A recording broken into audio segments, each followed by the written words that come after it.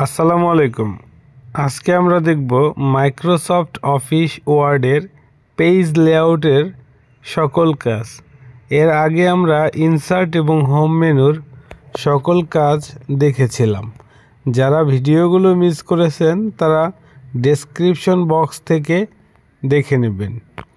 তো আজকে আমাদের ইনসার্টের পরে যে ডিজাইন মেনু থাকে 2007-এর পরের ভার্সনগুলোতে, সেই ডিজাইন মেনুর কাজটি পেজ লেআউটের মধ্যে দুইটা ভাগে দিয়ে দেওয়া হয়েছে। তো যারা 2007-এর আগের ভার্সনগুলো ইউজ করেন কিংবা 7 ইউজ করেন, তাদের ডিজাইনের অপশনটি এখানে থাকার কথা ছিল, থাকবে না।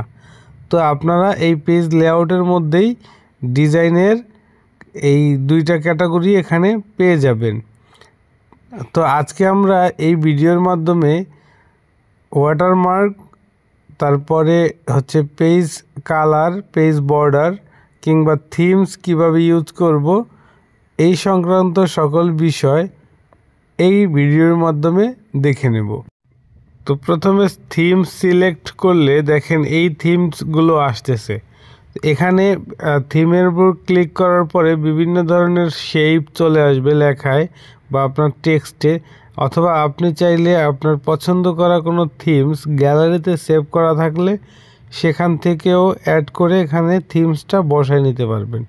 তো আমরা আসলে আমাদের যে কোনো একটা থিমস এখানে বসাবো, তবে এখানে আপনি সিলেক্ট করেন কিংবা না করেন, যে কোনো টেক্সট, পুরো টেক্সটটিই একটা থিমসের মধ্যে চলে আসবে। থিমস মানে হচ্ছে পুরো পেজে একসাথেই কাজ করবে। আপনি চাইলেও আলাদা এখানে ফন্ট চেঞ্জ করতে পারবেন না। থিমসের মাধ্যমে ফন্ট চেঞ্জ করতে হলে আপনাকে আলাদা ফন্টে চেঞ্জ করতে হবে। এরপরে কালারের অপশনটি আছে, আপনারা এখান থেকে যে কোনো একটা কালার চয়েস করতে পারেন। তো কালার চেঞ্জ করার জন্য আরও অপশন আছে। আপনারা হোম বাটনের মধ্যে বা ইনসার্ট বাটনের মধ্যে সব জায়গায় কালার চেঞ্জ করার অপশনগুলো পেয়ে যাবেন। এখানেও ঠিক তেমনি পেয়ে যাবেন। তো এখান থেকে আপনারা চাইলে চেঞ্জ করে নিতে পারেন।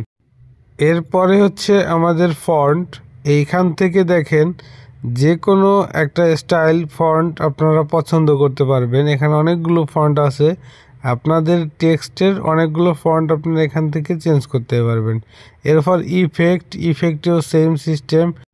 এখন ওয়াটারমার্ক হচ্ছে ওয়াটারমার্ক, পেজ লেআউট কিংবা বর্ডার, এই তিনটা হচ্ছে সবচেয়ে বেশি গুরুত্বপূর্ণ। তো আমরা প্রথমে ওয়াটারমার্কের অপশনটা চেক করব। তো ওয়াটারমার্কটা হচ্ছে কি, আপনি এই দেখেন সাদা জায়গা আছে, অথবা এখানে যদি কোনো টেক্সট থাকে তার নিচে একটা জল ছাপের মতো বা ওয়াটারমার্ক, এইটা আপনারা কিভাবে দিবেন। তো এখানে আপনি ওয়াটারমার্ক সিলেক্ট করে এখানে একটা সিলেক্ট করে দিলে দেখেন কনফিডেন্সিয়াল, এই কনফিডেন্সিয়ালটা হচ্ছে ওয়াটারমার্ক। এটা লেখার নিচে থাকবে না, মানে ওয়াটারমার্ক বা জল ছাপ যেটাকে বলে। তো এটা ইচ্ছা করলে আপনি যে দেখেন ড্রাফট দিতে পারেন, এখানে আপনি ড্রাফট না চাইলে অন্য কিছু দিতে পারেন। তো আপনাদের সবচেয়ে বেশি ইম্পর্টেন্ট হবে হচ্ছে এই ড্রাফট বা কনফিডেন্সিয়াল, এগুলো তো বাই ডিফল্ট থাকে, এগুলো আমাদের প্রয়োজন নয়, আমাদের হচ্ছে কাস্টম প্রয়োজন। তো কাস্টমস ওয়াটারমার্ক এখানে আপনারা ক্লিক করবেন।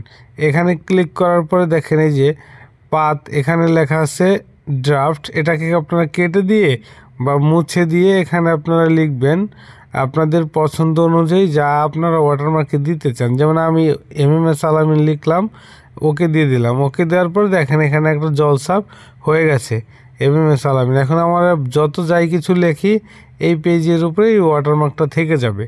তো আমরা যদি ট্রাই করি যে এই ওয়াটারমার্কটা হচ্ছে আমরা একটু বাঁকা করে দেব, মানে আপনারা তো অনেকেই হয়তো বা কোনো পিডিএফের মতো দেখছেন ওয়াটারমার্ক কীরকম থাকে। তো আমরা এই দেখেন এটা সিলেক্ট করে দিলে বাঁকা হয়ে গেল। তো এটা হচ্ছে ওয়াটারমার্কের সবচেয়ে গুরুত্বপূর্ণ, আর এইগুলোই হচ্ছে মোটামুটি ওয়াটারমার্ক। তবে আপনি চাইলে কিন্তু এই ওয়াটারমার্কটা আবার রিমুভও করতে পারেন। দেখেন রিমুভ ওয়াটারমার্ক, এখানে যদি ক্লিক করেন তাহলে আপনার ওয়াটারমার্কটা অটোমেটিক চলে যাবে।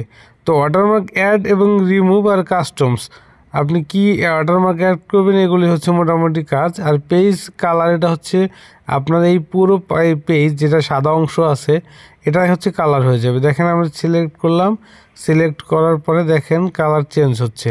তো এই যে কালারটা চেঞ্জ করতেছি, এই চেঞ্জ করার পরে এটার উপরে একটা টেক্সট যে লিখতেছি, টেক্সটের কালারটা আমরা হচ্ছে কিভাবে সুন্দর করা যায়, তখন টেক্সটের বা ফন্ট কালারটাও আমাদেরকে চেঞ্জ করতে হবে।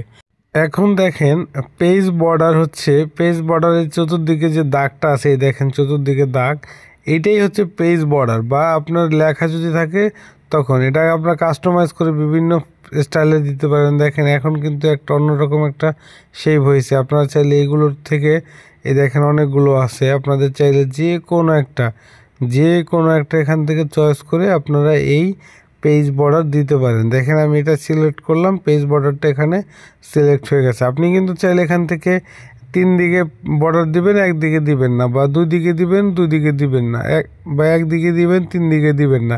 দেখেন এটার উপর ক্লিক করলে কিন্তু ওই উপরেরটা উঠে যাচ্ছে। তো এখানে দেখেন আমরা যেগুলো সিলেক্ট করব সেগুলো হচ্ছে বর্ডার উঠে যাবে। তো আপনারা এই সাইডে দেখেন বর্ডারটা উঠে গেছে। তো এটাই ছিল মোটামুটি আজকের মতো। ধন্যবাদ সবাইকে এতক্ষণ ধৈর্য ধরে ভিডিও দেখার। আমরা পরবর্তী ক্লাসে মার্জিন, ওরিয়েন্টেশন, সাইজ, কলাম এবং বিভিন্ন ধরনের এক পেজে 2 ভাবে লেখার বা মাঝখান দিয়ে দাগ দেওয়ার সব কাজ দেখব আরও সহজে, আরও ভালোভাবে।